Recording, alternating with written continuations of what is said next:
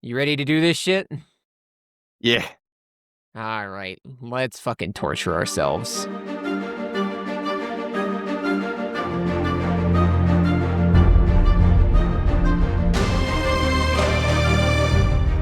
Hello, and welcome to Notes from the Oracle.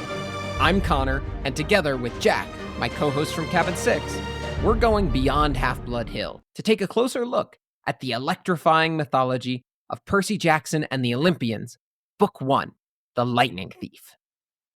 Today, Jack and I are going to be watching, as promised, the Percy Jackson and the Olympians, The Lightning Thief live-action movie, starring Logan Lerman, among various other actors whose names I don't know or remember.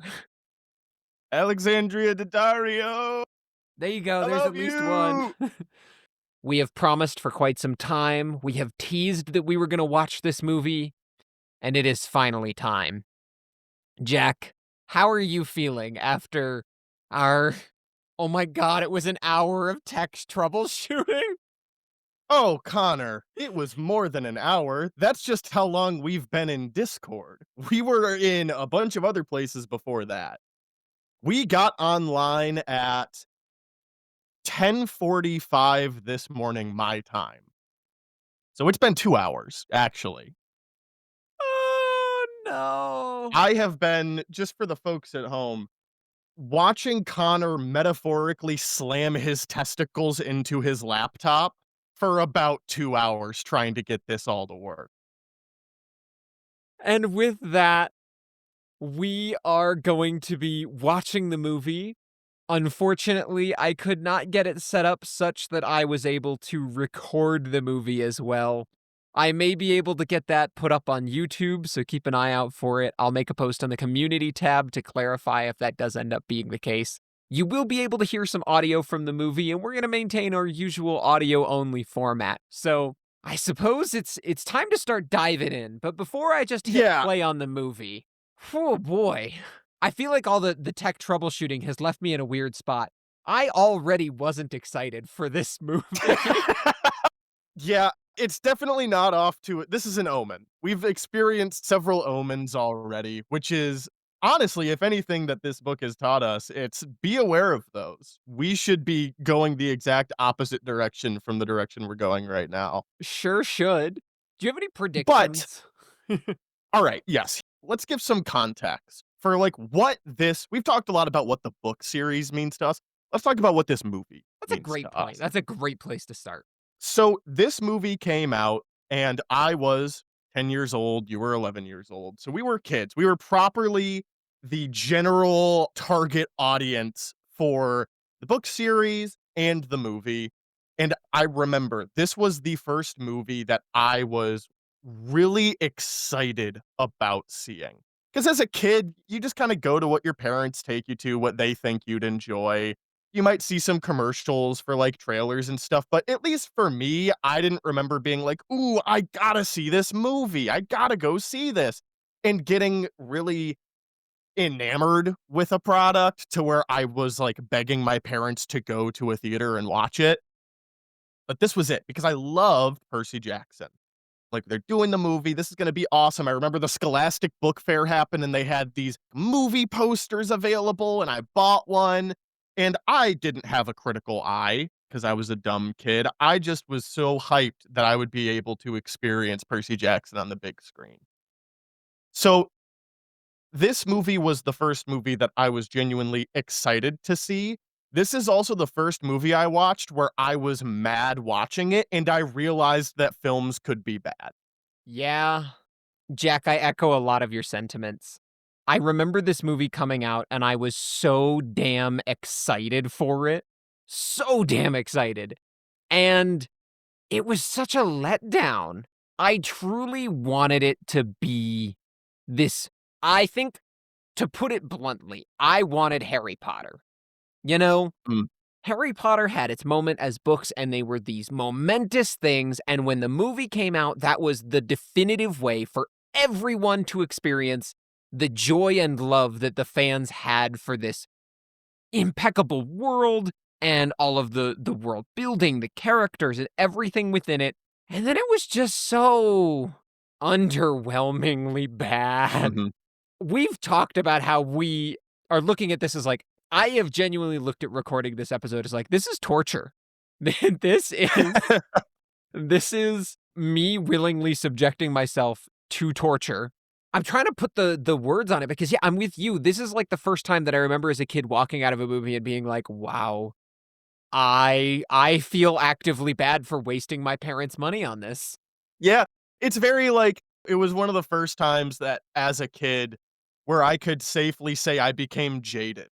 The world was less colorful after I left that movie. And I know it sounds so melodramatic, but it's true. It was just not what I wanted at all. Do you know how hard it is to make something that a 10-year-old is like, damn, that was booty ass? Yes. That's really difficult. You know how I know that? Because I, as a child, might have told you that my favorite Star Wars movie was The Phantom Menace for years. Yes. Yeah, you did. And this still bothered me. I Yeah. liked Jar Jar Binks, and I couldn't watch this movie. That's that's a phenomenal point, Connor. That is true. But Now, here's what I think we need to do, Connor. All yep, right, we're adults. We're adults watching this movie now. I am going to compartmentalize my past feelings. yeah, that's I am smart. going to that sad, scared little child that has been hurt so tremendously by this film. I am gonna put my hand on his face and shove him into a corner and say, "You stay there for now." And I'm gonna try to view this with a fresh perspective. And I'm gonna do it through a couple different lenses. One, I am going to view this as an adaptation of the book. How does it hold up as an adaptation of the book? Now, I have a A sneaking suspicion suspicion? it's not gonna be great. It's not gonna be great, but we'll see. Maybe there are things that are surprisingly like, huh, that was solid. And I'm also going to view it through a slightly different lens, which is as its own thing, as an interpretation of the work. How does it stand? And I am far more interested in viewing this film through that lens because that is very ripe for new judgments and opinions that I have not formed yet. For all of the shitting on this that I've already done in the first 10 minutes of this recording session, I want you all to know I am trying to go into this with a genuinely open perspective. I'm getting to sit down with Jack. I love consuming media with you, Jack. We often get to just chat and talk about things we like and don't like. So I think it will be fun from that perspective. I think that there are parts of this movie that I genuinely do remember enjoying. I feel like I remember really enjoying Logan Lerman and the other main cast and their performances. I want to find parts of this that I enjoy. And I'm with you. I'll be interested to see how it performs as an adaptation. Does it really bring anything to the table? Where is it lacking? What's it lacking? I could keep rambling. But I think that's my approach as well. I don't want to just get in here and be like, "Yep, this is trauma again." We can Mhm. push those little children away. That's a good way to put it. But without further ado, are we ready to get started? I think so. Let's do it.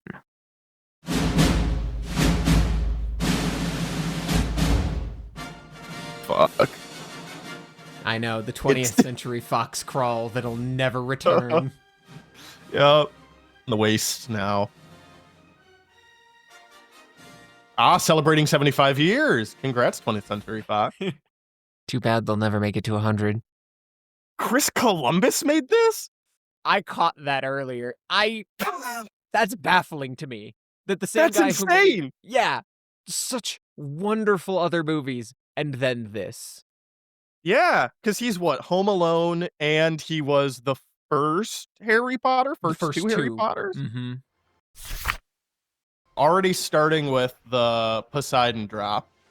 Not even trying to like build up to what it might be. There he is. He's just a white guy. I also love that that fisherman can clearly see him, which breaks Yep. all the rules of the mist. Well, we don't know what he's seeing. He could have seen something else. That's true, I guess.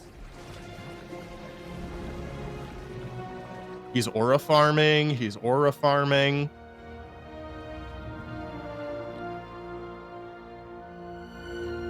I'm like trying to put myself in the perspective of if I hadn't seen this before, and like thinking about Poseidon, he is kind of this moodier character across Greek mythology that's like, quote unquote, often the bad guy.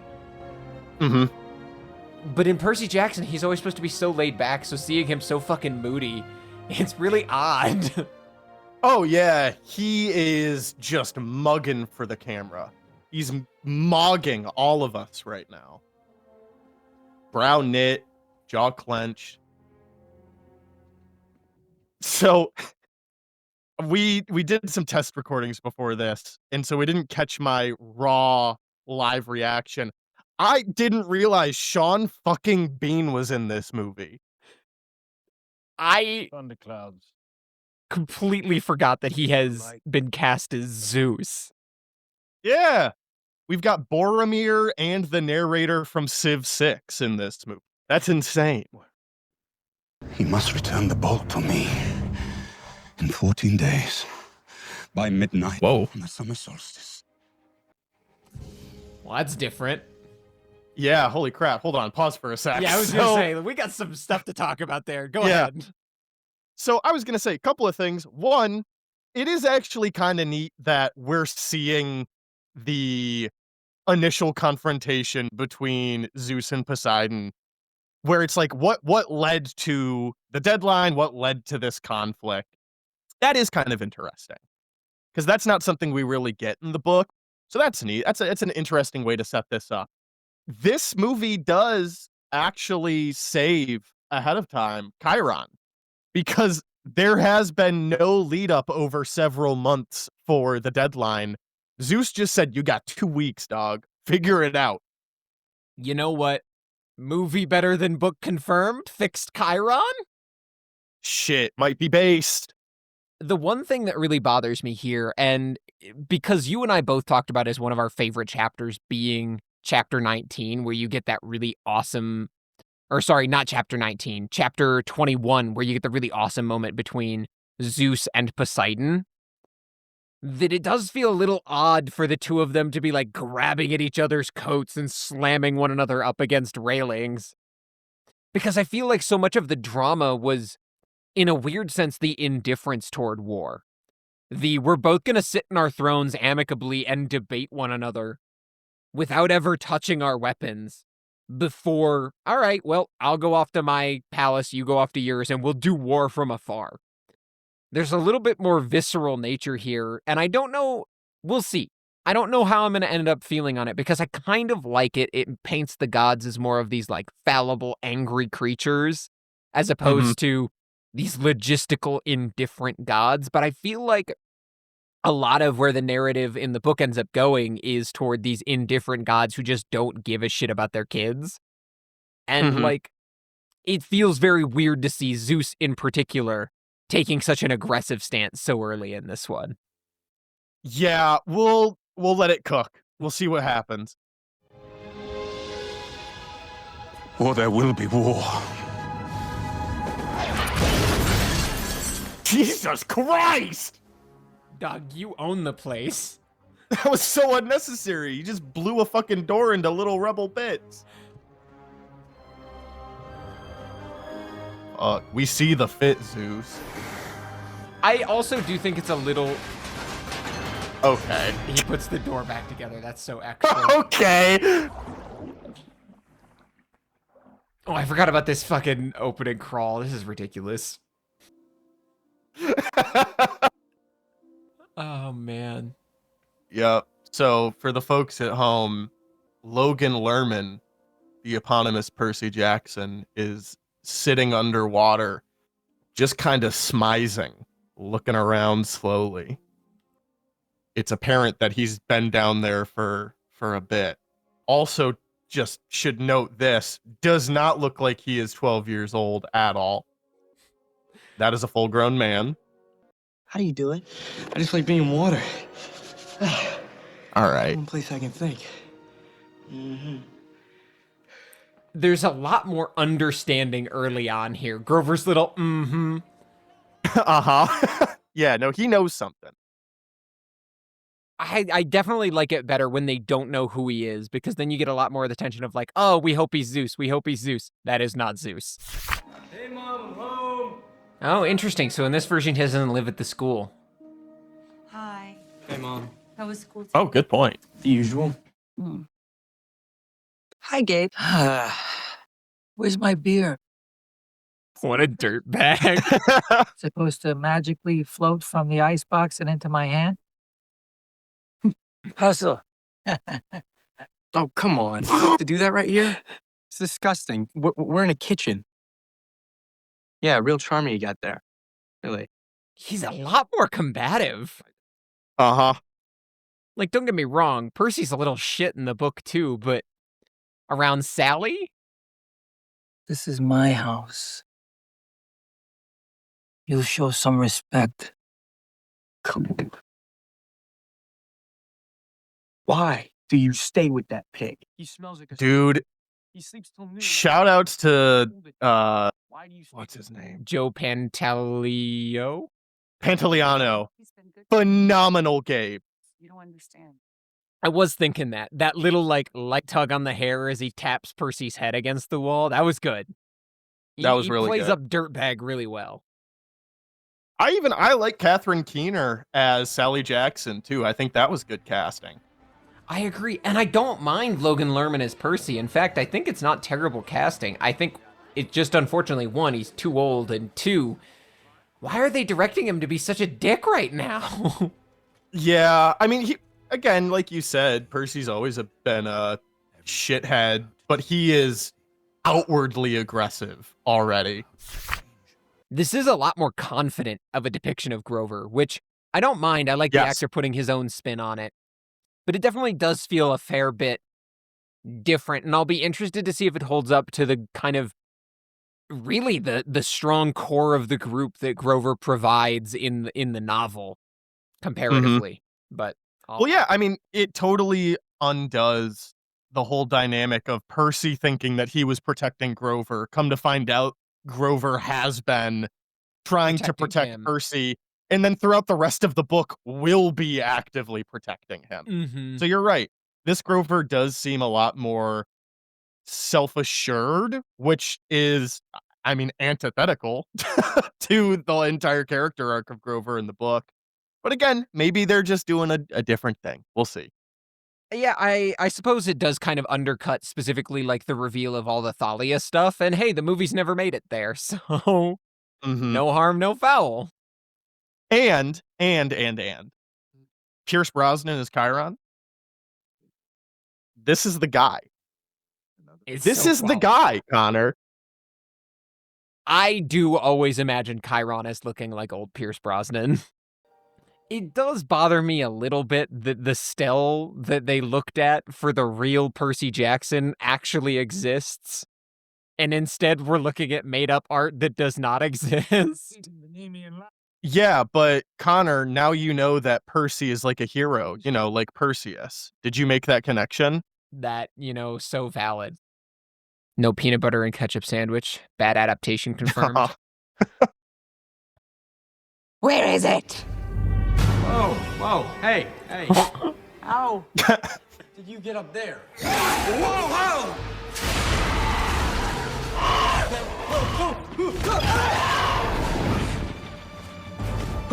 You stole the lightning bolt. I don't know what you're talking about! Give it to me. All right. Let's pause for a second, Connor. Yeah, okay. There's a lot to unpack there. There's a lot happening. First thing, I actually think I kind of fuck with the design. I don't know. I don't think it's super like mythologically accurate, but it looks neat. It's a big old demon. It looks bat good. lady. It's good special effects for what, 2010? Yeah. Miss Dodds just appearing on top of a bunch of scaffolding. That's funny. I like that. Percy's reaction, also very funny. Little thing here. This movie is doing a lot of just outright telling that the book didn't do. In this interaction, she's already talking about the lightning bolt instead of where is it. Uh-huh. Yeah, I have thoughts on that. I don't want to cut you off though. Oh no, that was me setting you up because I'm sure you clocked Perfect. that as well. I'm genuinely really upset by that. That fundamentally misunderstands Hades' entire motivation. The Furies do not give a shit about the fucking lightning bolt. They're there for the Helm of Darkness. She would not be asking about the lightning bolt. It's fine. It's not fine. It's fucking ridiculous. I agree. The design is fine. Logan Lerman's reaction is very good. But, like, come on, man. Come on. That's not what they're looking for. We're already deviating pretty fucking hard. And I agree with what you're saying. I hadn't quite put my finger on it, but you're right that it is a lot more telling. Mr. Brunner with the, and what do we call the children of gods and mortals? Demigods. That's right, Perseus. I mean Percy, who's definitely a mortal guy.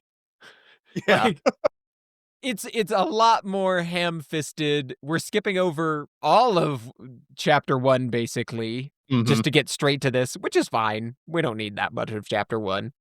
But where is the lightning bolt? That line is frustrating. Yeah. Now, or I will bite your heart out. Percy! Release him! You! Release him or I swear I'll tear you to pieces!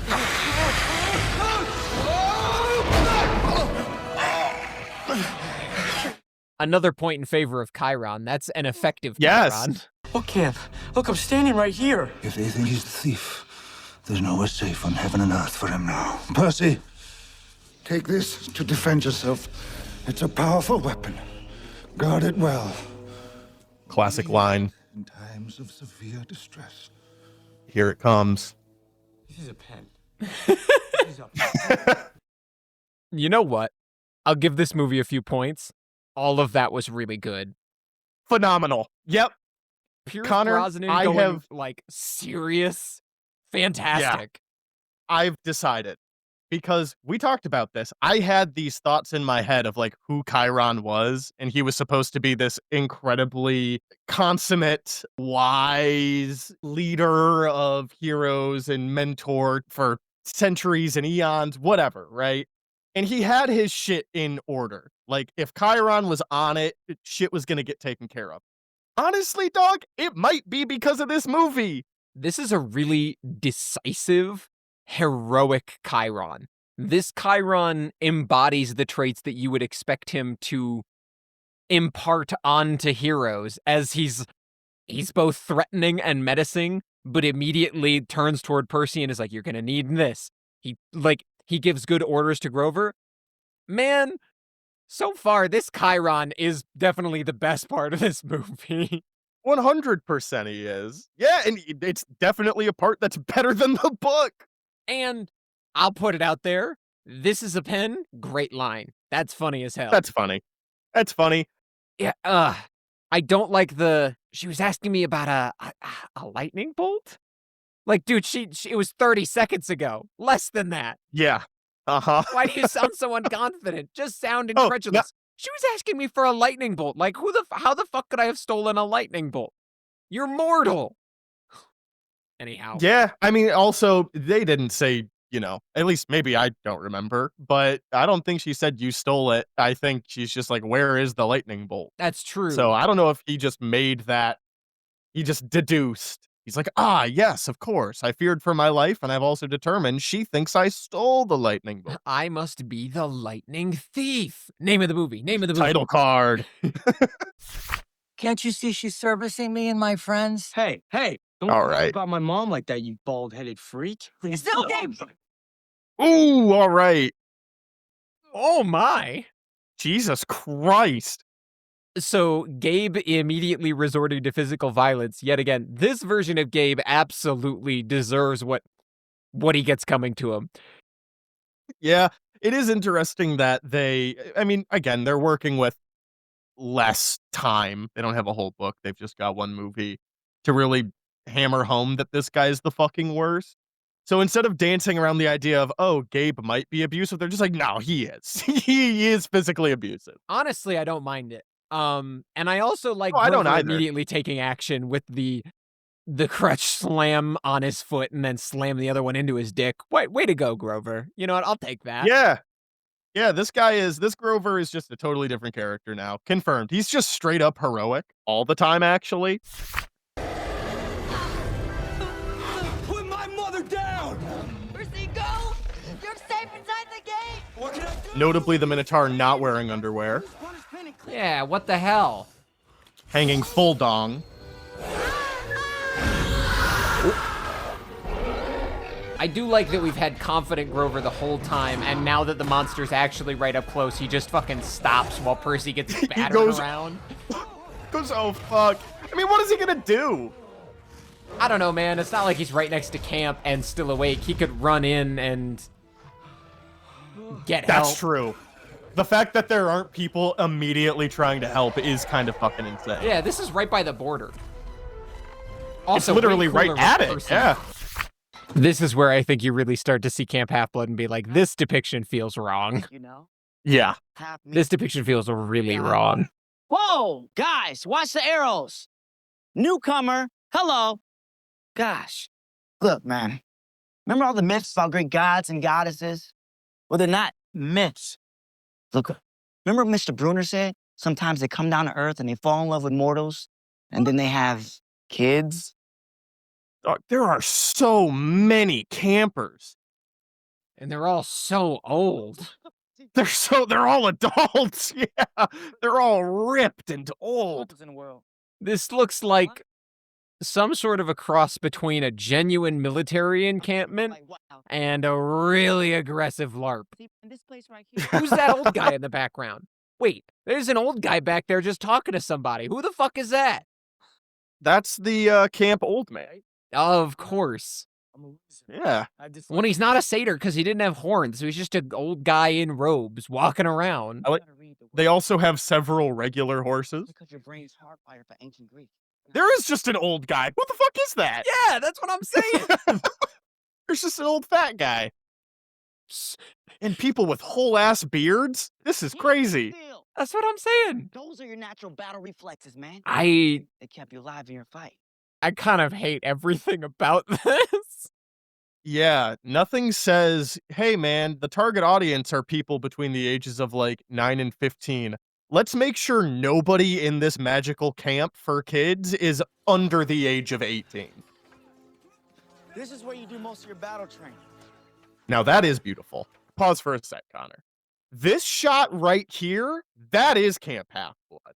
Yeah, I'll give you that. The beautiful mountains in the I distance. think beautiful. Yeah, I mean, it's Long Island, so there shouldn't be like maybe as much crazy topography, but this feeling of like it should be open and sprawling with beautiful vistas to look out upon. So far, all we've seen is just heavy trees, no real distinction or delineation for like what it is at the camp. It almost seems like the camp was set up as, like you said, almost like a makeshift military encampment, as opposed to an established place where people live. It looks far too much like a military encampment and not enough at all like a summer camp. Like, Right. I'm sorry, one of the defining central features is supposed to be volleyball courts, where there are like Yes, satyrs yeah. and nymphs having a casual game of sport.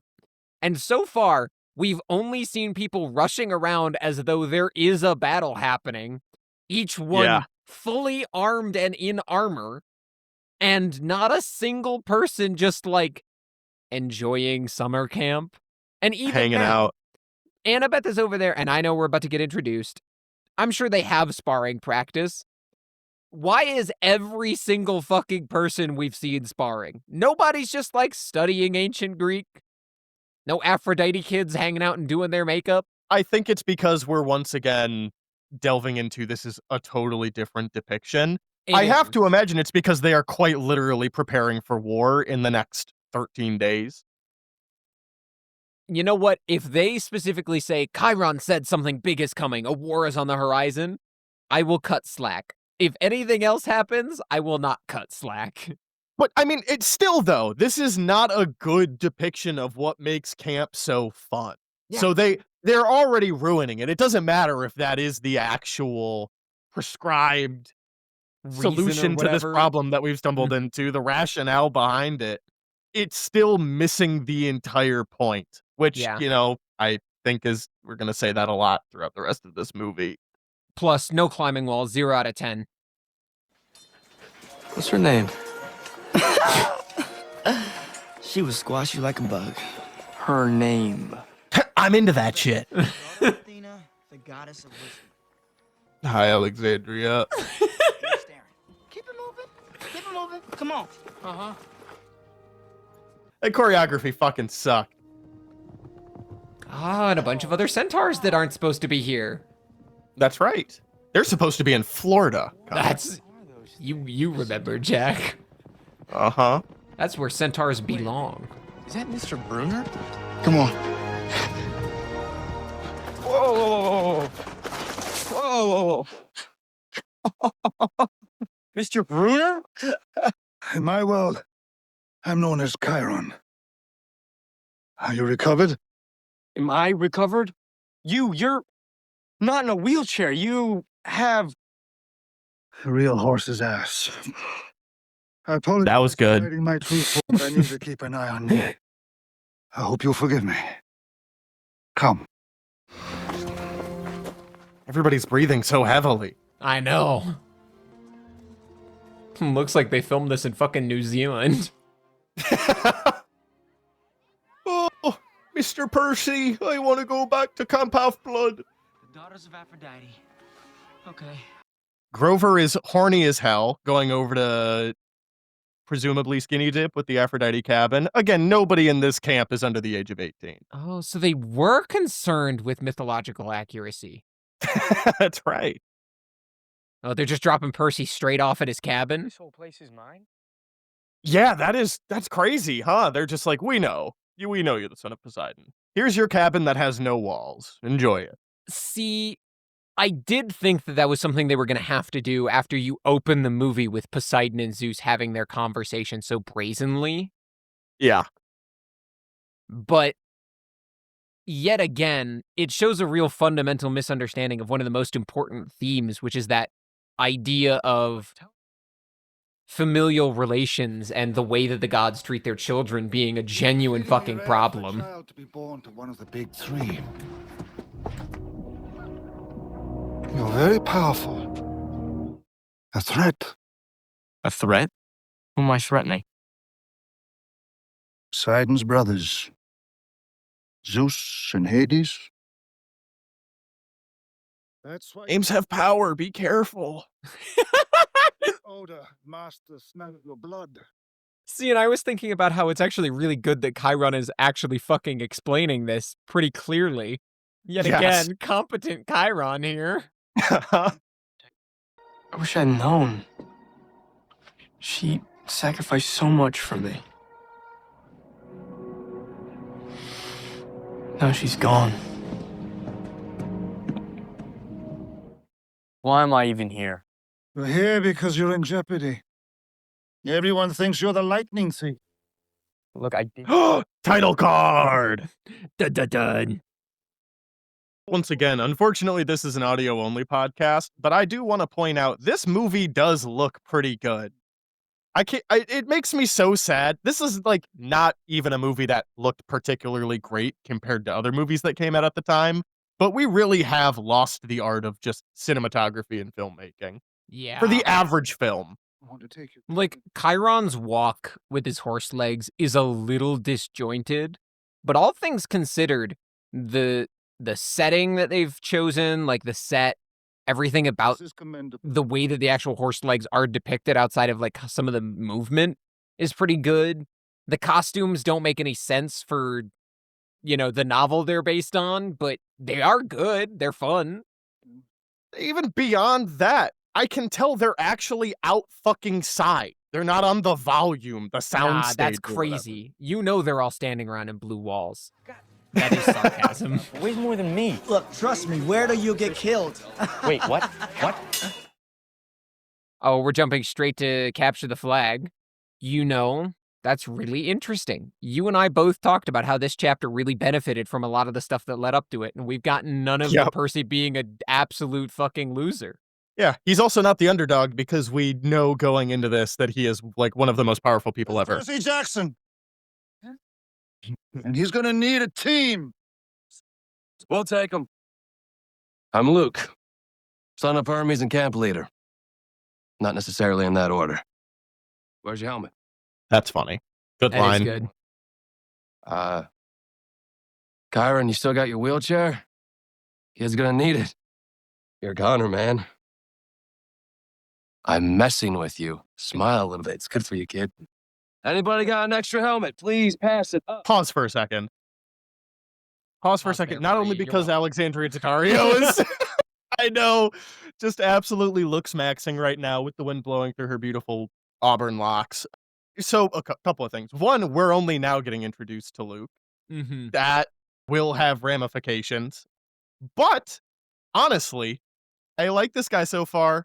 Good casting. I feel like he looks the part. I'm not seeing the scar, which is a little interesting. Mm-hmm. Maybe it's just the angles we were looking at him in. But that, even just in the first couple of scenes, his line reads feel very Luke. He is cold and sarcastic and clearly has an air of authority amongst the campers. I'm impressed. Yeah, I like that. That was a solid introduction. I agree, actually. I think especially because you missed on a lot of the introductory stuff where Percy spends a few nights in Hermes' cabin and all that. You have to establish Luke's character pretty quickly, and I think that actually did a really good job of setting him up as he's a jokester, son of Hermes, not necessarily in that order. Like, that's good. We're starting to see some layers to his dichotomy. I also really like the idea that he immediately steps forward as like, we'll take him. I almost wish that he had said much akin to what he says in the book.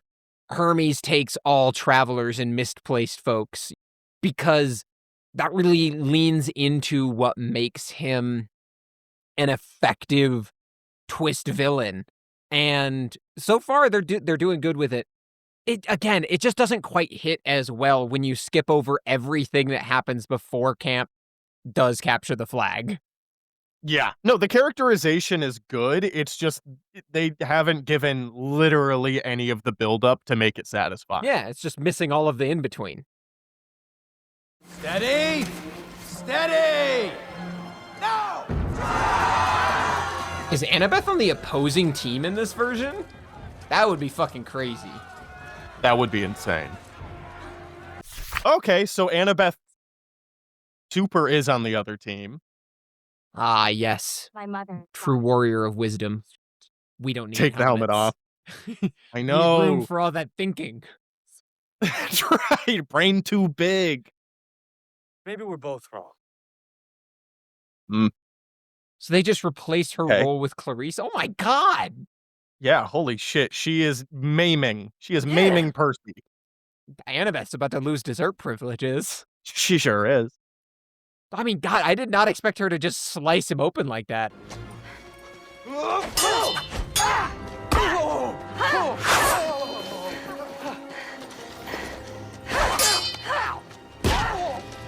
God, I wish that was me. Irish, you been in there and stop us from killing him, man. Gotta be kidding. Yeah, man. Part. Shit. That does feel a Perhaps lot more the in most- line with Chiron in the book, too. Yep. I was gonna say that's the most in line with this character for the books. Watching children get hurt, that's the whole point.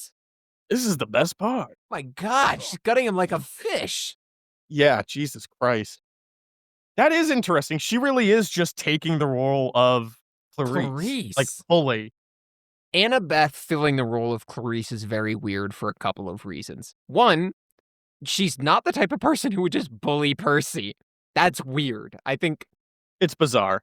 now that we're beyond the fact that Annabeth bullying Percy is genuinely bizarre, what I don't like about this is it really misunderstands what makes her interesting. She is a child of Athena, yeah, but Athena's whole thing, battle and strategy, is that she thinks about what she's doing. Clarice is the type that just beats up the new kid to say, all right, and I've proved my point, you can't have my flag. Versus Annabeth normally fights with the dagger. She's not a sword fighter, so seeing her so competent with the sword really feels like you're dismissing everything that makes her valuable to our main trio. Yeah, well, consider this. She did think about her plan. Her plan was to attack and beat the shit out of Percy. Oh, of course. You know And what? it worked. She analyzed, she thought about it, she said, "This kid is new. He's not gonna be hard to beat up." Yeah, and then she executed, quite literally. Yep. God, Mhm. look at him just That's my fucking laying sister. there. He looks dead. That is fucking crazy. He That is a does corpse. look like a fucking corpse. Like, I would expect the movie to pan out and be like, "The end. That's the end of it. You've died." Oh. Alright. Oh, of course, the water will give you Yeah. power.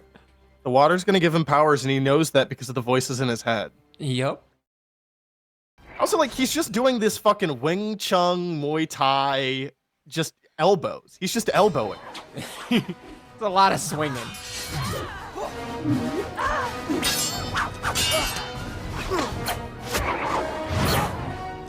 Kick her in the balls. You know how in some of the early chapters we had the conversation, is Percy a Mary Sue? Okay, the sword flip was kind of dope. He did the Anakin sword flip, everybody. Speaking of Mary Sue, I can't help but feel like in the book they got away with it. This guy is just the best by default, out of nowhere. This is his first day. Yeah, and he just points the sword, and the guys just back off, and then he just fucking sets it down, and they just let him take the flag. That's crazy. Yeah, he asserted his dominance, and Chiron's happy with that. There's the old guy again.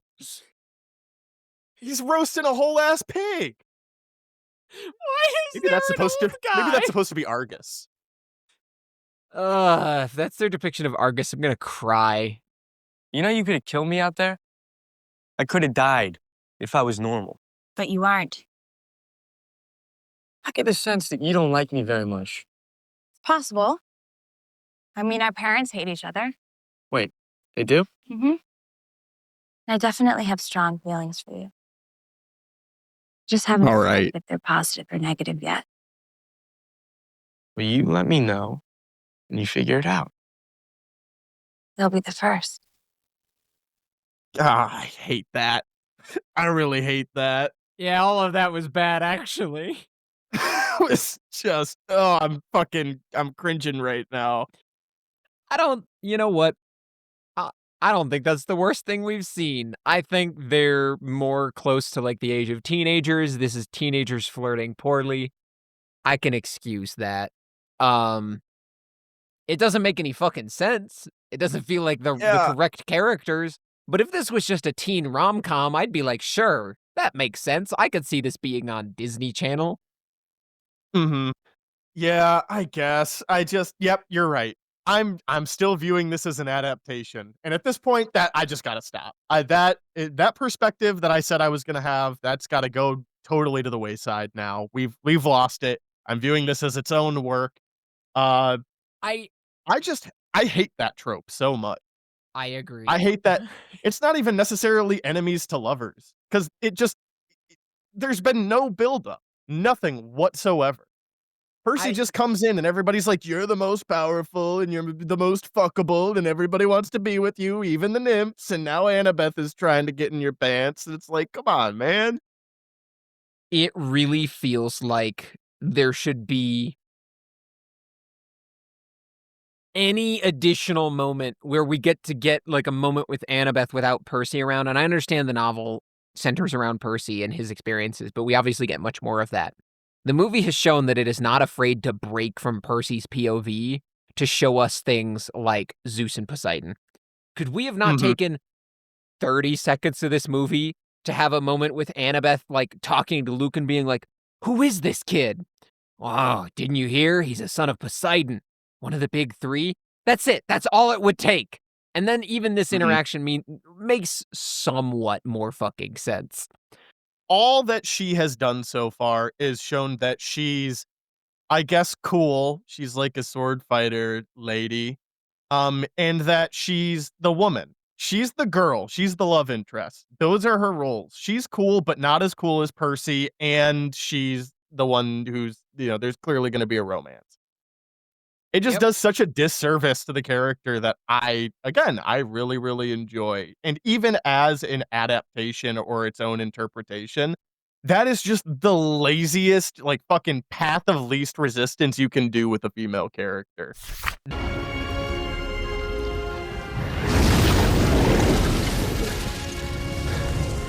What have you done with my mother? If you ever want to see your mother again, you will bring me the bolt. All right. Man, start, what the man? fuck? Wait. I'm in pain. Yeah. Yeah, that's tough. Hades shows up in camp. Oops. Hades is also just a fucking Christian demon. That's cool. Yep. And once again, we're reaffirming he wants the bolt. Helm of Darkness, absolutely not a factor in this whatsoever. Any level of intrigue that this might have had is just officially gone. Yep. Hades wants the bolt. Hades has revealed, oh, your mother is still alive way too fucking early. No hopeful Percy, no heroic, I have to do what I must do. I sent the Minotaur? That completely undercutting what makes Zeus a villain? So Zeus is just a guy who's genuinely like, theft is wrong. I've been stolen from.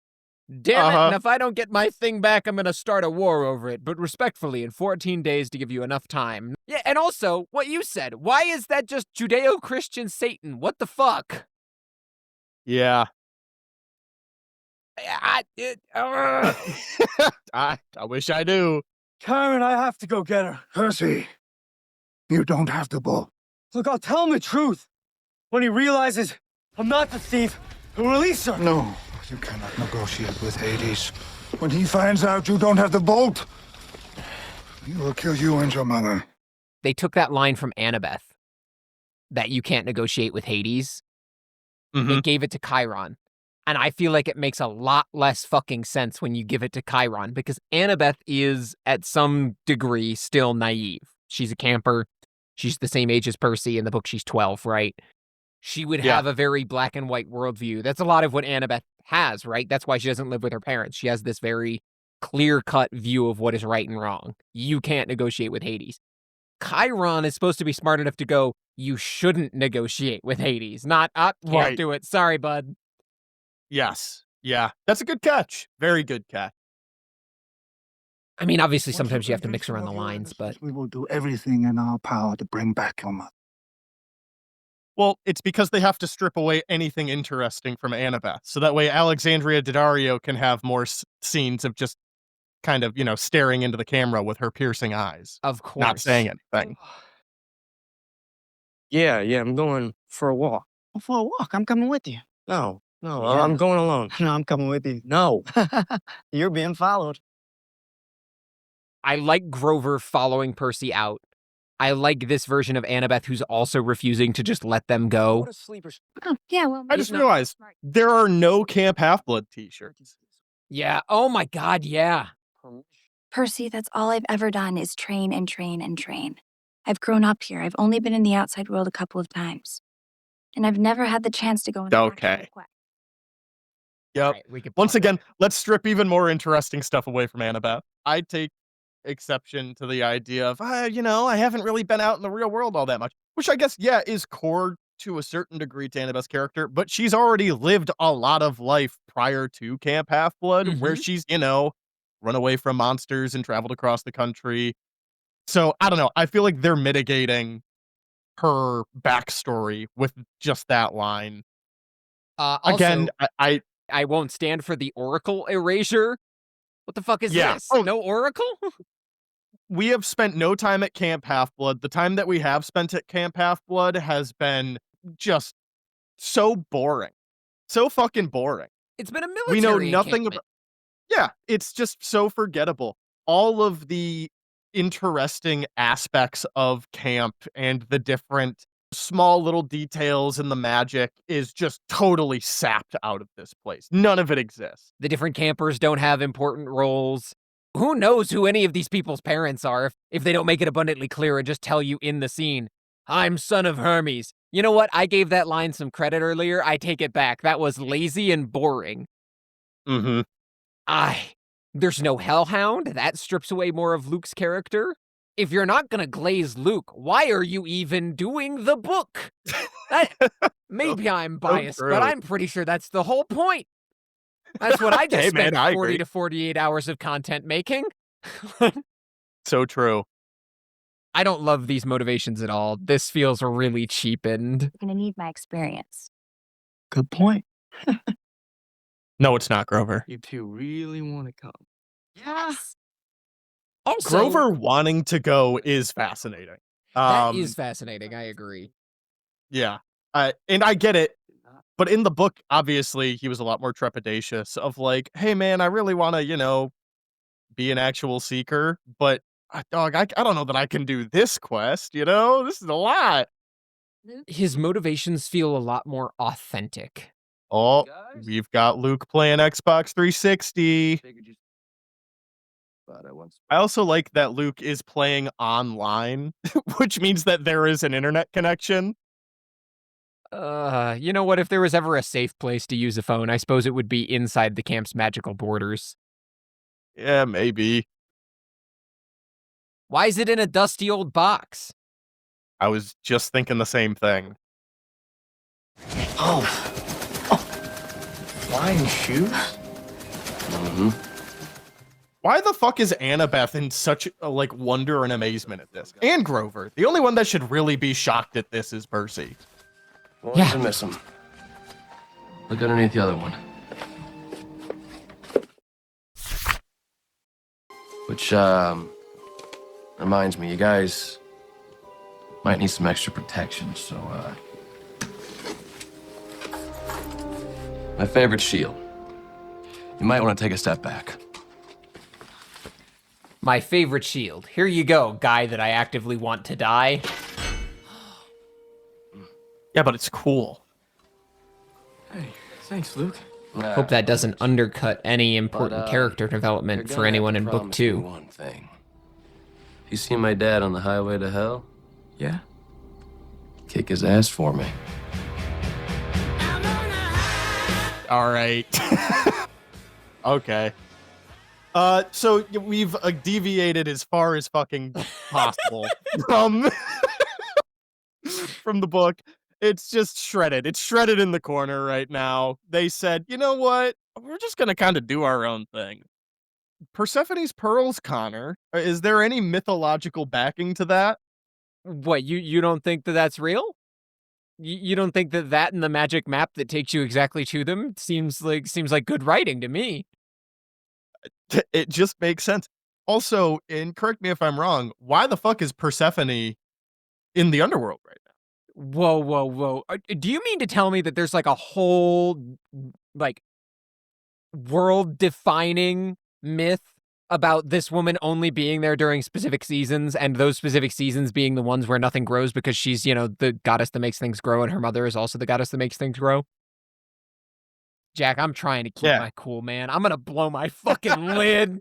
This is fucking ridiculous, man. Yeah, What didn't the even try. fuck? Yeah. I know. That's the thing. It's like one of the most well-known myths, too. Even if they just said, you know what, fuck the book, we're gonna do something totally different. They could have at least tried to do something with the myths. And they got like half of it, too. They at least have a base understanding of Persephone and Hades. Honestly, so you'd think they'd understand the rest. Yeah, that's what I'm saying. Like, clearly you guys don't fully understand it. And that's okay. That's a complicated one. It's got a lot of layers. It's got some different interpretations. You picked the one where Hades is an asshole and abducted her. Fine. I really don't mind that. Why is she there during summer? Why is that your exit plan? Also, in this version, right, because we know Luke is going to be the twist villain, even here in the movie, and it's not going to make any fucking sense, why would he actively help them when he doesn't know they're going to do this? Because he's just that good, Connor. Of course. In this version, there's absolutely zero fucking reason that Luke should suspect that Percy is going to get up and leave. He'll just get what he wants. If nothing happens, he'll just get what he wants and the gods will have a war. How are we gonna find the pearl in this place? It's a good question. Okay, let's split up. Check everything. Good idea. Yeah. I'm gonna go this way. Split up and search for clues.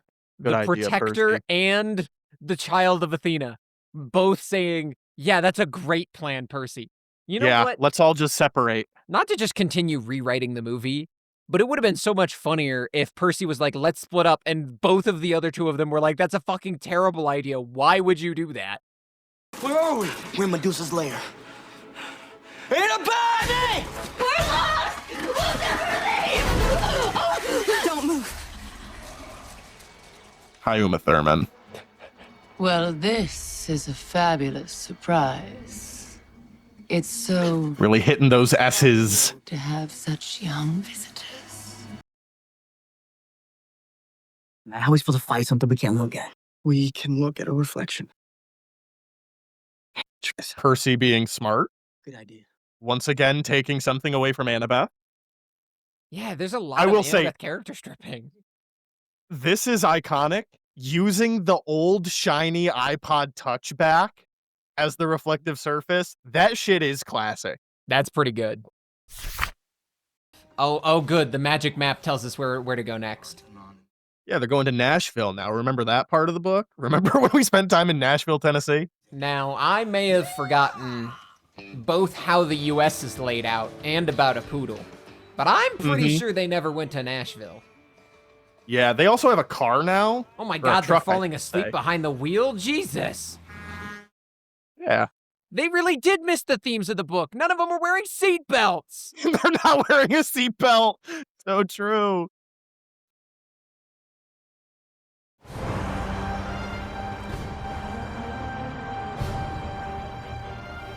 Ah, yes, my favorite mythological location, Nashville. Nashville, Tennessee. Which, you know what? I'll give credit to the movie. Honestly, Nashville would be a place you go to because they've got the Parthenon, right? Yeah. She's got to break into a run. She was overwhelmed. Like a jet on a Oh, that's right. I forgot. We could just use our MacBook Air. That's right. Yeah, I forgot they had a MacBook and they didn't have to iris message. They could have just, Skyped. It's 2010. They would have been need for Skyping Luke. non-magic forms of communication. Yep. Or no need for magic forms. Whatever. What the fuck ever, man. I know what you mean. Also, I noticed we've skipped all of the discussions about Percy not being able to fly and that being a really important detail. Well, he's Let him flying put on the inside, shoes. so. I got it! Yes! Yeah, Percy! There we go. There it is. That's what I'm talking I'm gonna about. go. All right, let's grab everything. Let's go. Uh-oh. The hang time on that hug is. I know, I was noticing. We're working class Americans. I got this, okay? Hey guys, I'm with Park Recreational Services. You guys been caught sleeping on the job? You better be happy I'm not writing you guys up, okay? This is the last time. We've been expecting you, Mr. Jackson. Not again. Just give us the lightning bolts and we'll let you go. I don't have the lightning bolt. Okay, this is bad. So just to be clear, Annabeth's tiny little sleep darts was able to put all these guys to sleep. Maybe not for 30 minutes, but enough time to do a video chat with Luke. Yeah. This So is can't also we what just do working that class again, y'all? solidarity looks like. This is class consciousness. You can turn Yeah. into the Hydra if you have class consciousness. Maybe the right wing was right.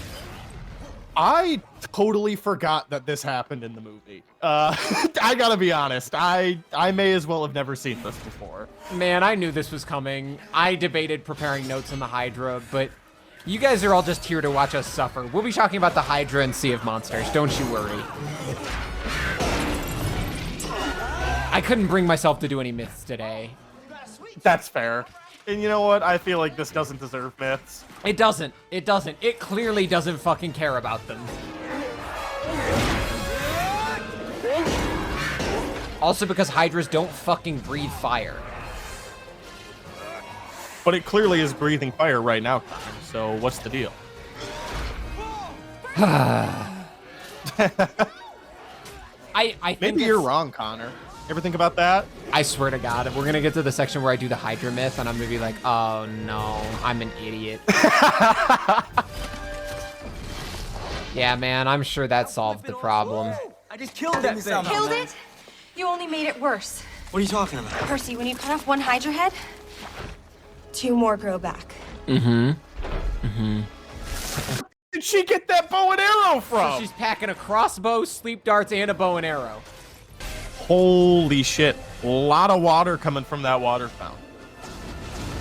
A lot of thirsty people here. That's true. Also, first time he's ever controlled water, and it required exactly 0 focus while he grabbed the pearl. No, he closed his eyes for a little bit and thought about it. Oh, of course.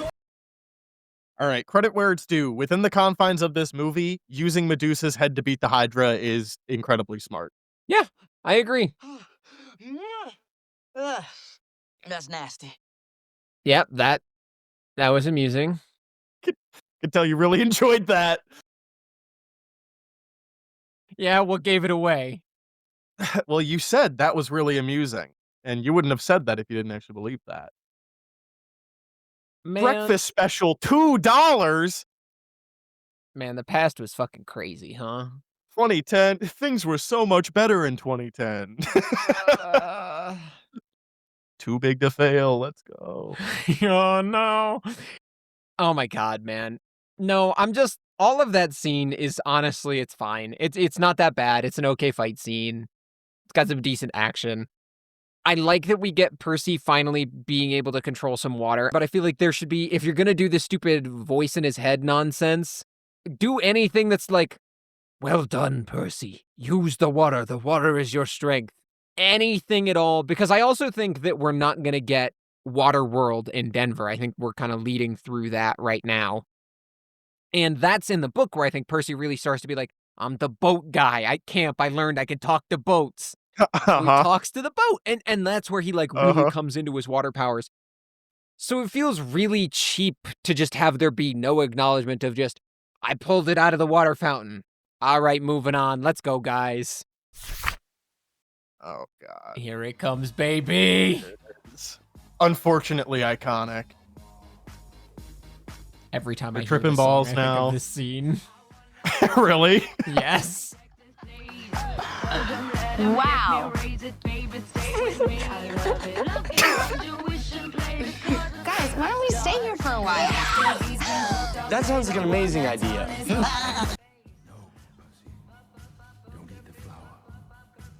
I hate that.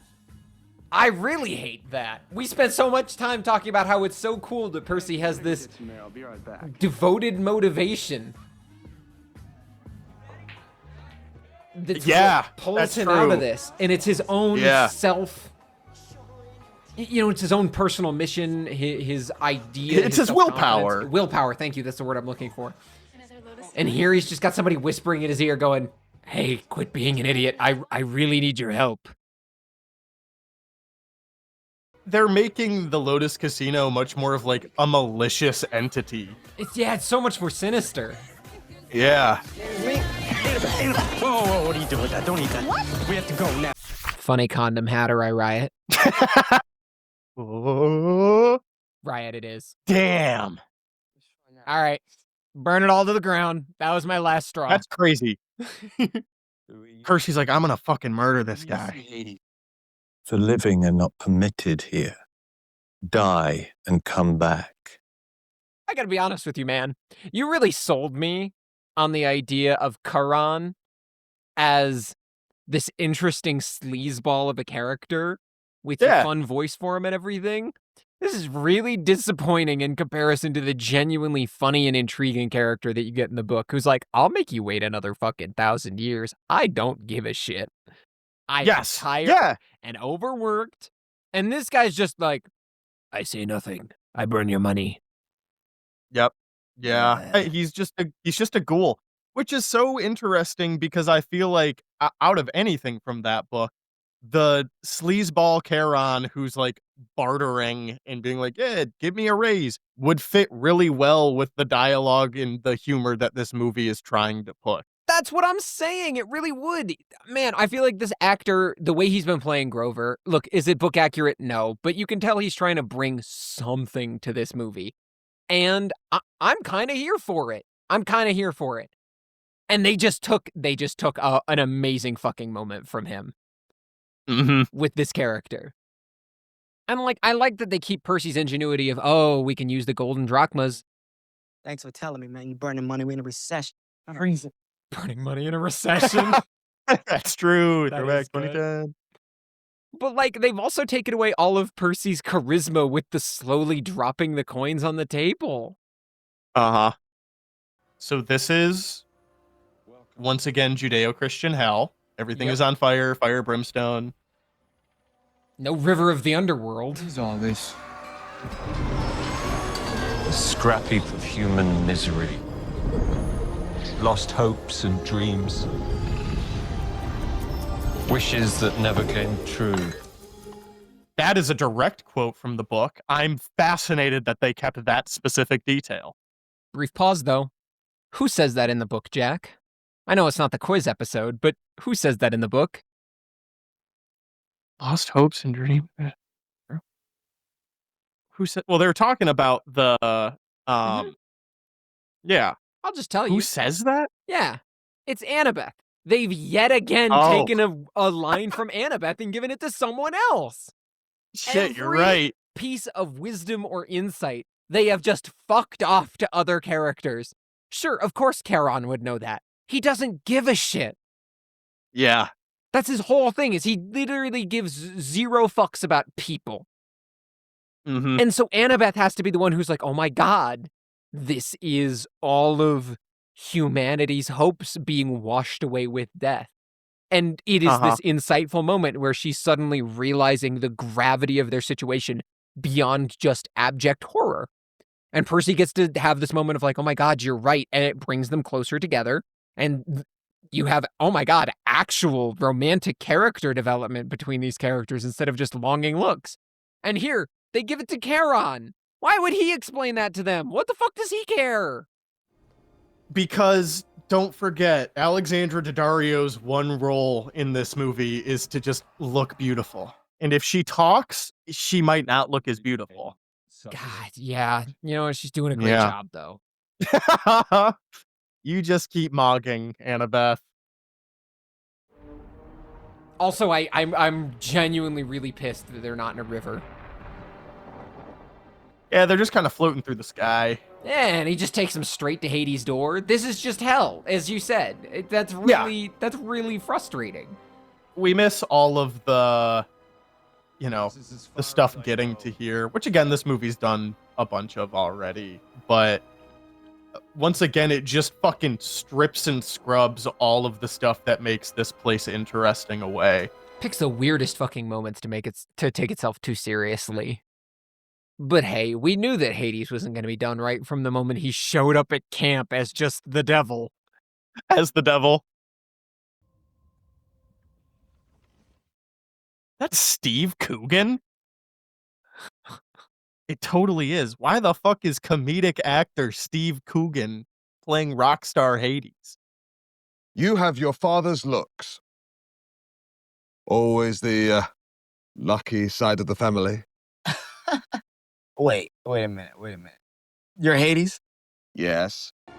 Oh, he's keeping her spirit in a creepy bone cage. Turned her into bones, of course. That seems like a thing you do with living people.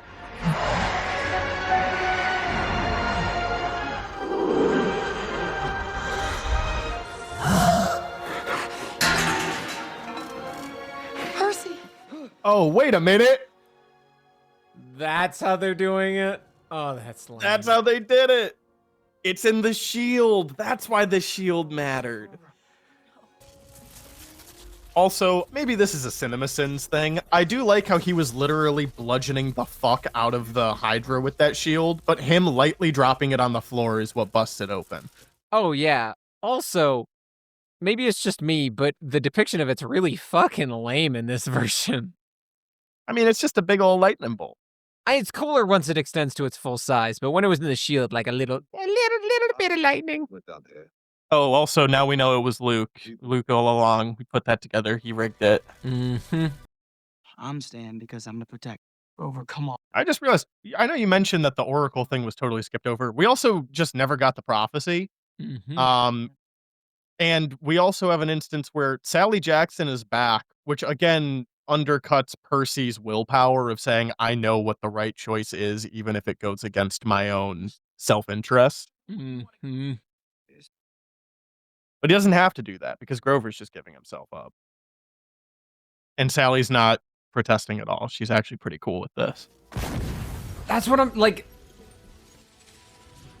In the span of 10 minutes, they've literally, at the climax of the novel, undercut every single character's important moment. And the novel had 2 climactic moments, and I really don't mind cutting the battle with Hades, but that means you have got to get this shit fucking right, and they literally fucked it up in every possible way. When you say the battle with Hades, do you mean the battle with Ares? I sure did.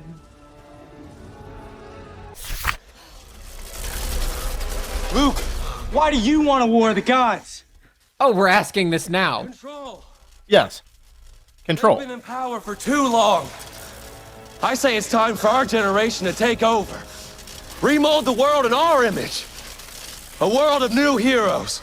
You're no hero. You don't know that. Yeah. One of those things where it's like, I don't know. I don't want to say hashtag Luke is right for this because he's being a fucking idiot. But this movie has given you literally no indication that the gods are, like, good. Yeah. Here's my thing, though. It's also given you no indication that the gods are bad. There's no Mr. D in this. Yeah, that's so true! Like, who's one of your biggest examples of the gods are kind of dickheads? The god that's constantly a dickhead. Like, yeah, we don't have Ares, which is the biggest example. Exactly, we don't have Ares, we don't have Mr. D, we don't even have Zeus, the king of the gods, being the one who sent the Minotaur. So, we just have Hades, who is depicted as the devil in hell. Oh, there's the scar, finally. Oh, he had to earn his scar, Connor. He had to earn his scar. You know what? I'll take this over the stupid fucking pit scorpion. At least it's not just a regular ass scorpion. Fair, man. But you know what's crazy to me? That thing's a nuke. Remember when Percy held that out to the guy in the lobby and he was like, oh my fucking god, please put that weapon of mass destruction away, go upstairs? Yeah. Percy just deflected a nuke, like something that's described as 1,000,000 times more powerful than nuke, with a sword. And I get Anaklusmos is like a nice sword, okay? But like, it's not that nice of a sword. Yeah. I'm gonna be honest, just bringing us back here. I totally forgot they just had a superhero fight in this movie. Yeah. Maybe you're no son of Poseidon. The water tower begs to differ. See, he's thinking about it. Luke is just watching this happen. He's amazed. Yep. Oh, there were 3 water towers on one roof, actually. 4. My God, people here are fucking 5, thirsty. 6. All of New York's water supply is right here. Manhattan will not have drinking water for the next 2 weeks.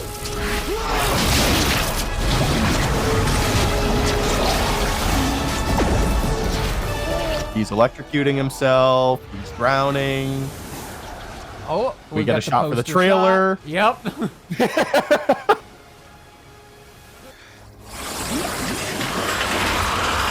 Yeah. I think I am the son of Poseidon. Kill myself. Literally gonna kill myself. Stabbed him through the throat. Let's go. Into the Potomac. Hope that guy doesn't. Or not Potomac, shit. That's the Hudson. The Potomac is by me. Sally knows exactly how to get to the secret Olympus. elevator. Yep. It is really weird that Sally is just here right now. Yes. She's even in the elevator? Yeah, she's going up to see Olympus.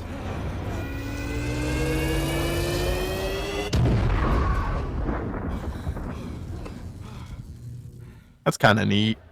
I'll give it that. That was kind of cool. Yeah, I was gonna say, that was a good effect. I do still find it really silly that in this version, Sally's just casually been to Olympus before, presumably. Yeah. Zeus is totally cool with Poseidon having mortal lovers. You gotta go. Oh, good. Good. Of course she has to stay in the elevator. Yeah. God, can't justify. They're just doing it. They've been doing it dirty in the elevator all along. God.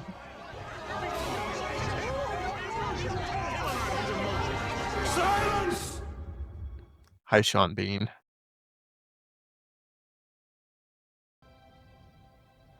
How old was I when you left? 7 months. Look, I didn't need you there all the time. But I would have liked to have seen you just once. Why didn't you ever come back? I did. You saw me behind the bus that one time, remember? I was thinking that same fucking thing, man. When I was with you and your mother, I became less concerned with my responsibilities. I was becoming human. That's actually kind of interesting. I was becoming human. Too bad. It's an interesting concept. Yeah, too bad they do nothing with it and all the rest of this is kind of really lame. Where's the hill? Where's the fucking hill? There isn't one. They're in the middle of a really, really dense forest. Kicked him out. Yeah, he's gone. He's out of our lives forever. Oh, glad you resolved that, Sally. Be fucking crazy if they don't turn him into a stone statue in this version where he's actually fucking evil, and they did in the show where he's a bumbling idiot. They definitely do, if I'm remembering correctly. Yeah, I think you're right. But it's not in like the way that it's not in a way that makes it matter. That also undercuts her arc and his arc from the book. This is where you belong. No, his whole thing is that it's a merge. So remember when we said maybe this place looked like a fucking military encampment because they were actually preparing for war? I lied. It just is always like this. Camp Half-Blood is not a camp. It is a place for training for the military. Yep. All the time. There's not even any targets there this time. What the fuck were you aiming at? Oh, they're all the way kind of whatever. Why would you put your archery targets right next to a major fucking thoroughfare? Oh, I see. I've seen them the whole time. Look at that thing. Got little horns in your head. Right? Crazy. Zeus came through. Wow. Now senior protector, first class, baby. Congratulations. Definitely earned them. Thank you. Cool. So he's gone from protector to senior protector. It's not like he wanted to be a seeker or anything that was important. Yeah. Themes of the novel. Well, they abandoned that. They never even tried to say that was a thing. Hey, He's there's always that old guy. Yeah, hold on. There's a philosopher walking in the back. There's two philosophers walking in the background.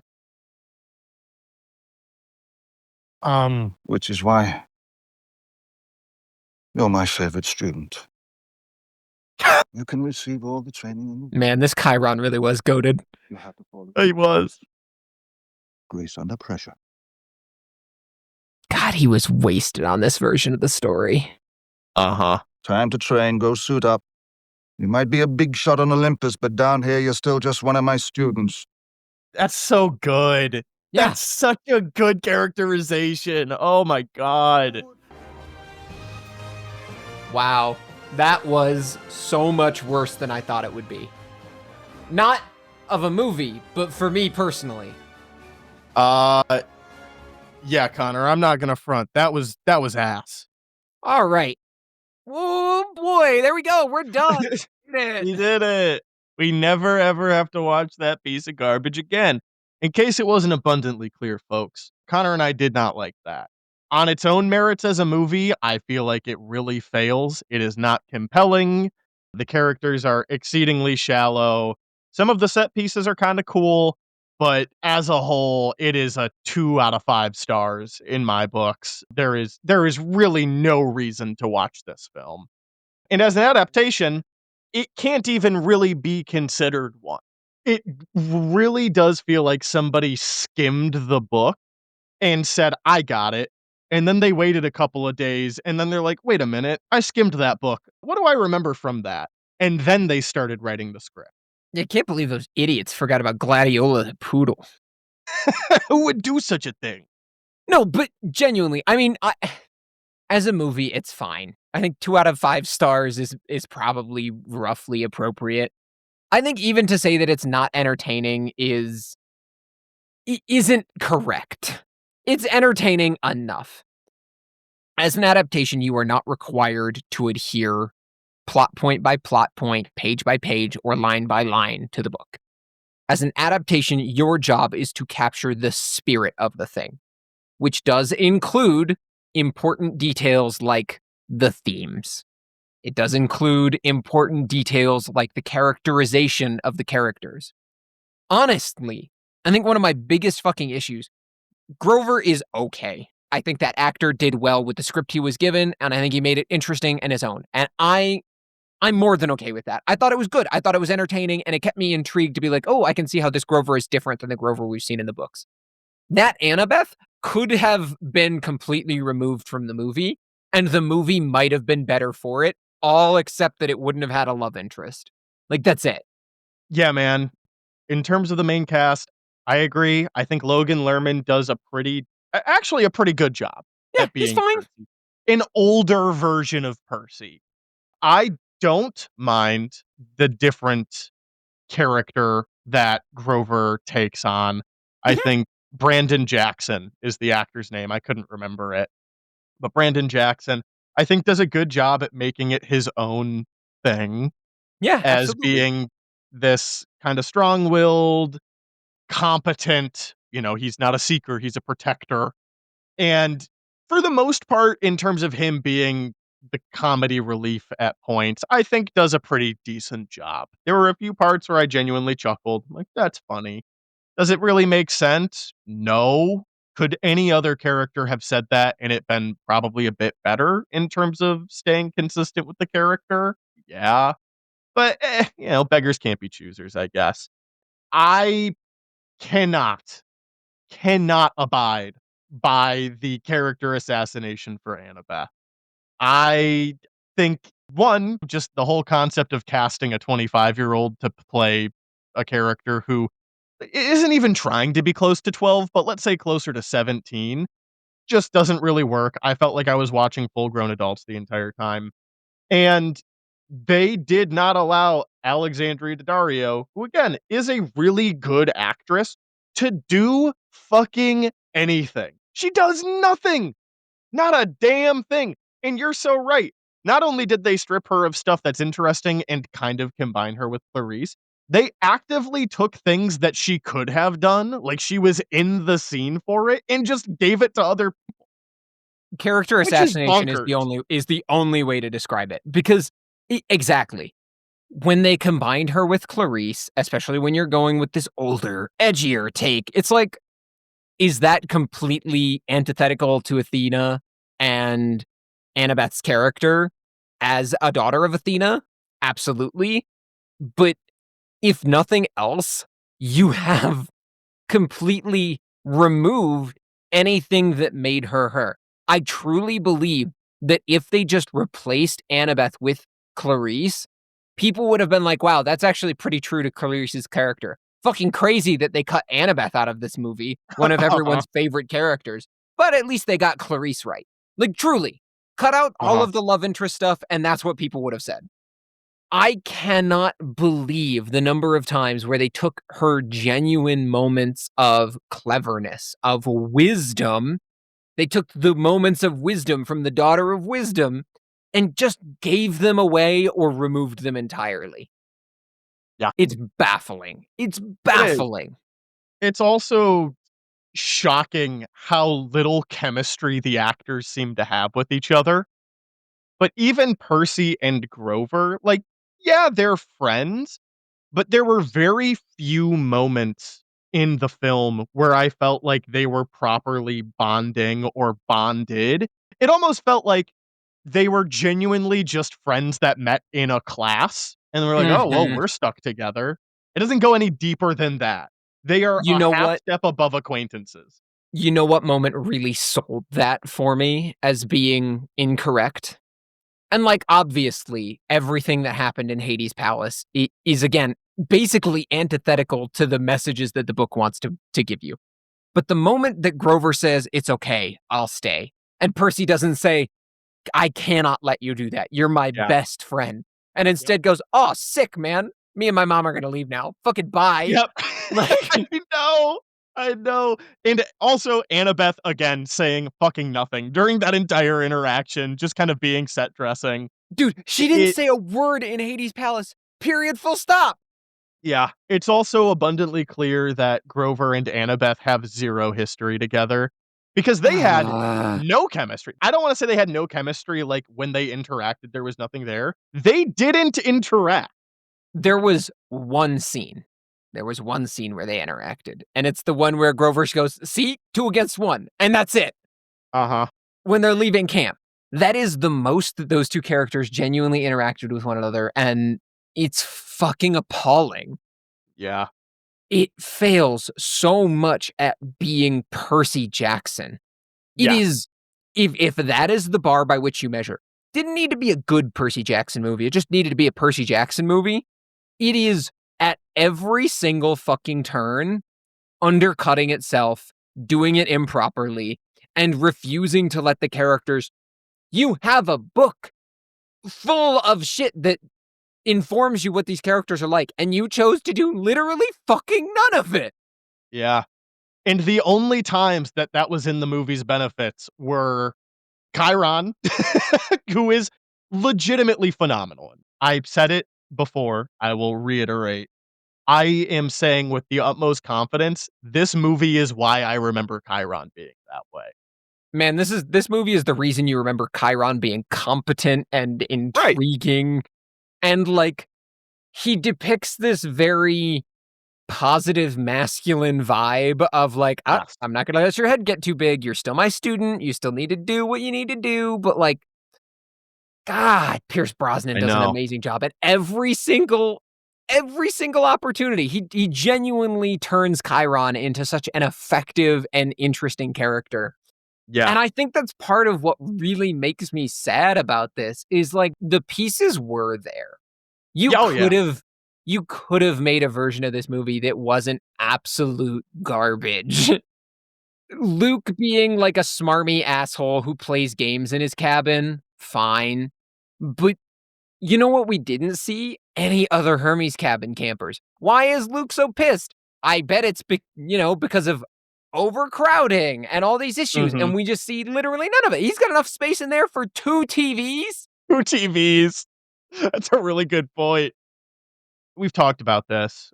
Camp Half-Blood just sucks. It just horrible how they made it in this film, and Yeah. it really is astonishing.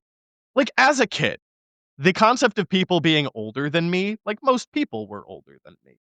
So I guess watching this movie, I never really clocked just how old the average person in camp was. Seeing it now, I'm like, "Dude, these guys are basically my peers, if not older. Who the The fuck are funniest these fucking people?" people had got to have been the fucking philosopher robe, like, old guys that they threw in there. Who Yes, the fuck are Wanderers. those guys? I know, and it's not like they had horns or anything. It's not like, "Oh, those are satyrs or those are nature spirits." I mean, maybe, but No, we're dude, given 0 indication. I was about to say, all you have to do to turn those extras into people that make sense to be there is CGI a couple of horns on their heads. Dude, put a fucking headband on their head and CGI the headband out. I don't give a fuck. The nymphs just I being know. regular girls. None of the campers having any of the interest. I'm remembering in the book when we were talking about it, we were like, the Aphrodite cabin are like doing their hair and makeup, and the Ares cabin are all wearing camo, and all of the Hermes cabin have like the signature same smile. There's so much more interest to it. You could tell things. And even the gods, the fact that even the gods all look the same. Could you tell me which one was Ares? Oh, yeah, no clue. No Isn't idea. that fucking crazy? Isn't that Yeah. fucking crazy? They panned over and I was like, oh, look, there's Hermes. And it's like, if they hadn't zoomed in on that guy, you'd be like, why is he Hermes? He doesn't have the Yeah. winged shoes. He doesn't have the helmet. Like, Mhm. he doesn't have the caduceus. Caduceus. Nothing. Uh-huh. Athena, fine, she can just wear armor. That makes sense. Then why isn't Aphrodite like in a flowing gown lounged over with a glass of wine? Yeah, well, I did see Aphrodite. She was easy to pick out because she was the only one that had overly plucked eyebrows and was doing like a duck face the entire time. I thought that might have been it, but you know, my point remains. Uh-huh. Yeah. The other thing with Camp Half-Blood that I don't like is, and I mentioned this, it's just trees. All it is trees. And, like, I'm It's cool just with it fucking being in a trees. forest, but it feels fucking suffocating. And correct me if I'm wrong, I don't remember in the books it saying that there are all of these fucking trees literally everywhere. Like, they're in the forest itself. There is No, a you're forest absolutely where you correct. can go hunt monsters, but there's also rolling fields, open fields filled with Yeah. strawberries. And it makes it feel like it's this hastily put together battle encampment as opposed to a place that has many, many, many years under it that has become established and has a history. And that's something where even if you barely read the book, like, how do you fuck that up? It's not even interesting to look at. Is a movie on its own. This is a camp filled with people for the god. And you basically do nothing with that. The closest we get is that there's this big archway that has some torches in front of it. Okay. And then Percy's cabin is garbage and doesn't have walls and is on Yeah, the what the water. fuck was up with that, actually? You know what? Just to keep comparing to where it's like the moments where the book has some really strong moments, Percy having that, like, it's actually kind of lonely. And here he's like, oh, dude, sick. I get to sleep in this building with no walls. Yeah. Dope. Right on the water? Yeah. Like, also, he's supposed to know nothing about his mortal life or about his demigod life. He's supposed to just be immortal. Dog is sitting in a pool for 7 minutes. Everybody's like, that's so normal. Way to go, King. This is a sport. Why is Grover cheering for him? He should be like, dude, are you okay? Yeah. Yeah. I Again, it fails in every regard when it comes to adapting. I don't wanna try and belabor that. Where I think I struggle with even calling it an entertaining movie, there are parts where I'm like, "This is iconic." The Lady Gaga Lotus Casino montage, that's just goofy fun. Alright, I'll accept that. That's campy.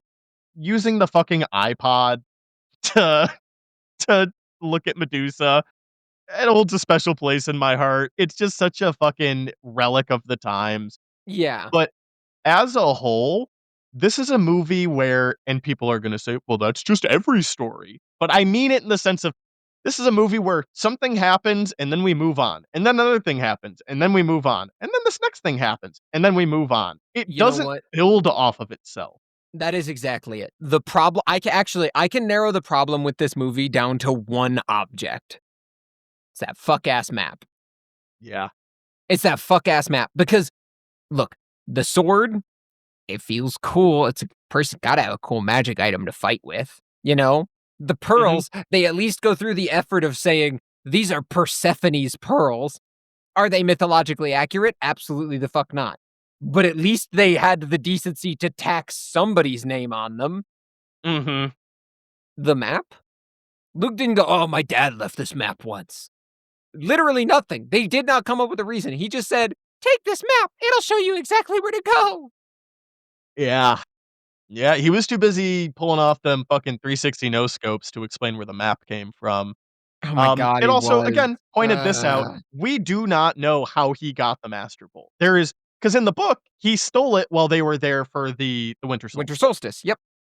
In this time, in a world where no demigod child should know their parents or meet their parents or talk with their parents or whatever, and there are again, because of that, presumably never any trips to Olympus. How the fuck how'd he do that?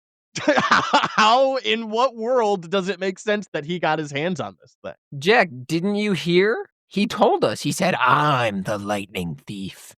Well, yeah, and that's No, awesome. no. That's all the reason we need. Moving on. Yep. Actually, when you put it like that, Connor, it makes a lot of sense. I know. You could trust me. Uh-huh. No, not to completely be sarcastic to what you're saying. Absolutely. There's no reason for his motivation, and there's also really no reason for Hades' motivation. Both of the antagonists in this film, they make no sense. And at least for Hades, they rely on, like, he's the devil. Devil is bad. Like, Yeah. Uh-huh. you've seen Disney's Hercules. Of course Hades is the bad guy. Mm-hmm.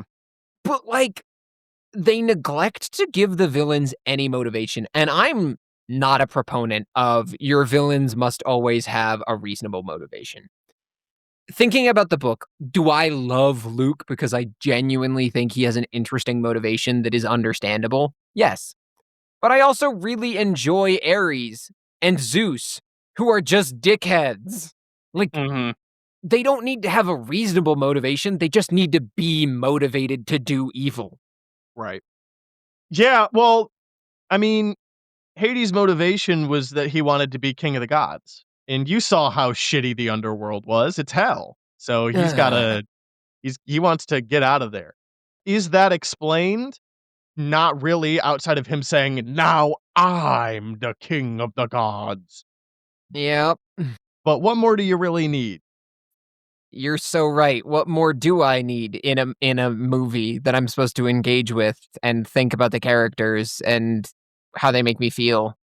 Yeah, also kind of weird that they made Hades one, Steve Coogan, very bizarre casting. That was a But fucking choice. here's where it's crazy. It's a choice because they made Hades this, like, wannabe rocker, or I guess he just is a rocker. Yep. He's like this, he's called out like Mick Jagger or whatever. And I Yep. guess maybe the idea of, like, the Prince of Darkness, like this Ozzy Osbourne metal, whatever, right? But Steve Coogan being cast only really makes sense if they stuck with the characterization from the book, where he's just kind of this bumbling, frazzled, overwhelmed guy. Because Steve Coogan would play that exceedingly well.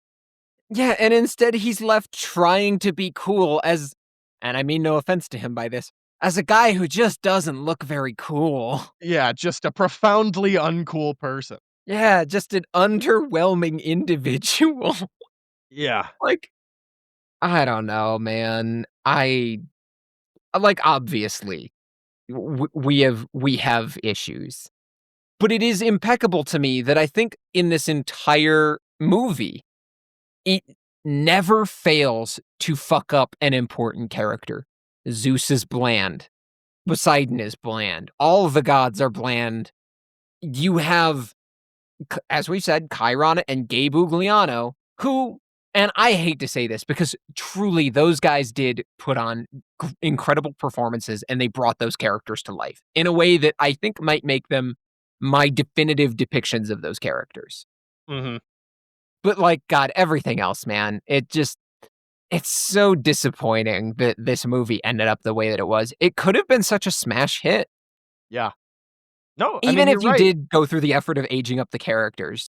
That's fine. You wanted actors that were a bit more talented. You wanted to avoid the young actor problem. Really not bothered. God damn. Did they just they lost the plot at so many points. Hit the nail on the head when you said they just go from place to place and do stuff. It's very uninteresting. Let's just go collect pearls is a very uninteresting motivation, especially when you're given the book with Percy constantly thinking about the prophecy and being like, we got to do this because of the prophecy. And Annabeth being like, all right, you don't have to just keep thinking about that the entire time. Like, you need to do the quest and think into the prophecy, use it to help you, but don't live by it. And here he's just like, I'm going to live by this map. And everybody's totally cool with it. Honestly, I'm wondering how many lines Alexandra Daddario even fucking had in the movie. a negligible amount. Like, It truly, is I think she very spoke more in the scene at the pool than the rest of the movie. probably, yeah, I'd believe that. And I think this is all hitting on something that we've discussed before, which is we called it breathing room or the downtime chapters or moments in the book, Yeah. where there were times where we were like, was that really necessary? Maybe, maybe not. But I think this movie really shows how important those moments were because those are the moments where the characters actually fucking interacted with one another. We Yeah. didn't have a single moment that I can remember. We just watched the fucking movie. I cannot remember a single moment where all three of them, or different pairs, outside of the sitting by the pool thing, where they actually talk about what is happening and who they are. It just Yeah. doesn't occur. Yeah. You're just right. I wish I could regale you with, "No, Jack, you forgot this one moment." Nope. It's got nothing. It's got no substance. It's got Yeah. no substance. And it's very sad that again, I don't dislike this version of Grover. It's not Grover, but this version of Grover Mhm. where all of the profound melancholy that he has, where he's clearly this tortured soul in a world that he feels has neglected him and abandoned him in a very existential sense, is just not given to this one at all. He doesn't fucking care about the environment. Like you said, the environmental message is just gone. And I guess I understand if they don't want to make that a main theme of the movie, but it should still be an intrinsic part of Grover's character. You know what? They actually one of the things I did mention that they did better is they did the newscasts better. Yes. They Yep. did the newscast better, and they really emphasized how it's really weird that we're experiencing this really out of this out of the Mm, norm weather that's really fucking up like, they're evacuating cities. yeah. You laid all the groundwork for an environmental message with the set dressing, and then they did Yeah. nothing with it. Nothing at all. Yep. Mhm. And because like, all it would take is even Percy saying one thing about, like, "Man, look at how the gods are tearing this land apart," and Grover going, "Hold on. Humans have done Yeah. a lot of bad too." And Percy being like, "Yeah, but in the span of a few days, look what they've done." And Grover could then be like, "The gods live long lives. In what is the span of a few days to them, humans have effectively torched the planet." And it's like, and then Yeah. you just move on. Yeah. I don't know, man. There is a way that this movie could be good. One would just be use the fucking book as the actual roadmap. But One would be let's read say the that book. we're not gonna do that. We're not gonna do that. We are gonna stick with what we've been given for this movie. There's still enough there for it to be good. It just isn't. Yeah. It just unfortunately isn't. There are some interesting things here. And honestly, again, some of the set pieces and like where they stop, I'm kind of into it. I like that they just spend night in some seedy ass motel. That Yeah. adds to the road trip vibes.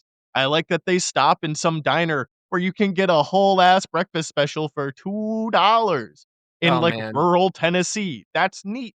And you know what? Even though it deviates so fucking vastly from the book, I think it's kinda neat that they went to Nashville, to the fucking Parthenon.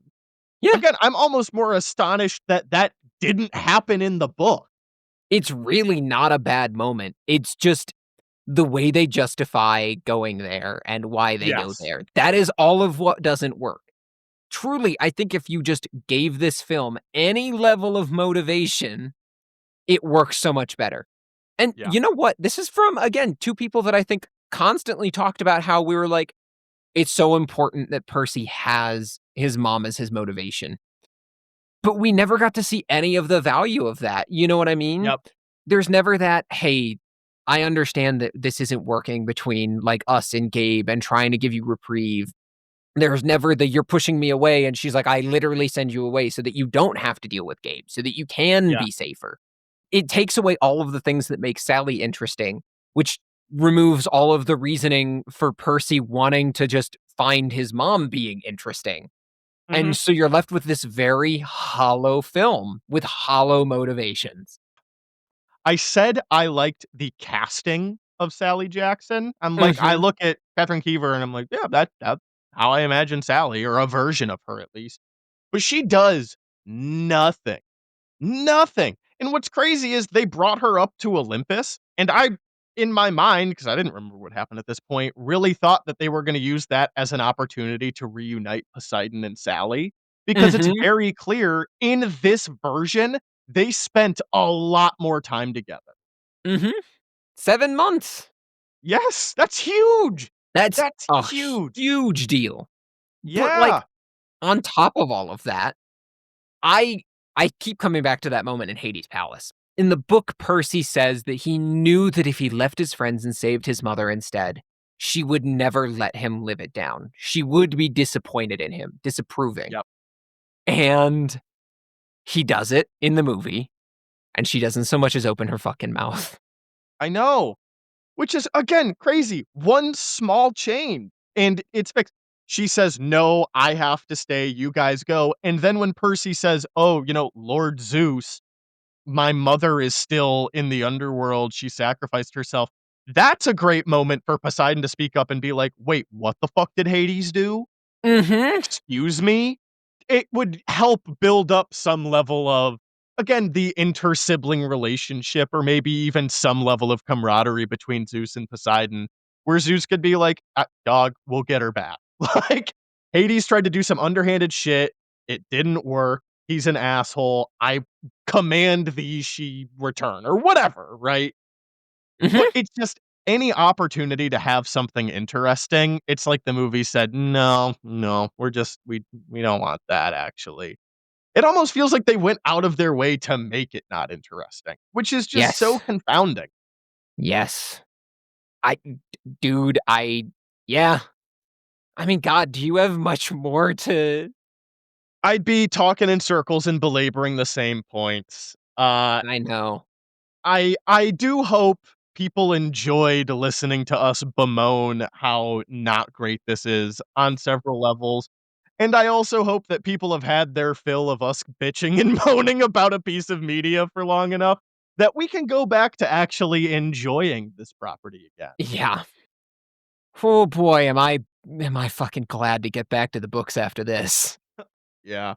But I will also say thank you to everybody for following, sharing the podcast. We did this episode because we hit a milestone that we wanted to hit. And because of all of you listeners, we did it. And as much as Connor and I are hamming it up, I did enjoy recording this episode. And I was excited at the prospect of reintroducing myself with the movie.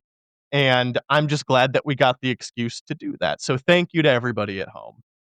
I echo everything Jack has said. I know I've said it many times, but we would not be making this content if you all were not enjoying it and sharing it and being a part of it and engaging with it. It really has been so fun and such a journey for us. And I mean it when I say I'm really excited to get back to the book. I'm excited to it feels really odd to have this section and not have any myths to talk about as well. Uh-huh. Like, truly, I feel like I'm lost. I'm like, where are my notes? Where are my notes? Uh-huh. So Yeah. we will be back in 2 weeks with your regularly scheduled programming as we begin, for all of you, the Sea of Monsters. We'll see you then. See ya. Oh, and one more thing. Please don't make us watch the Sea of Monsters 2.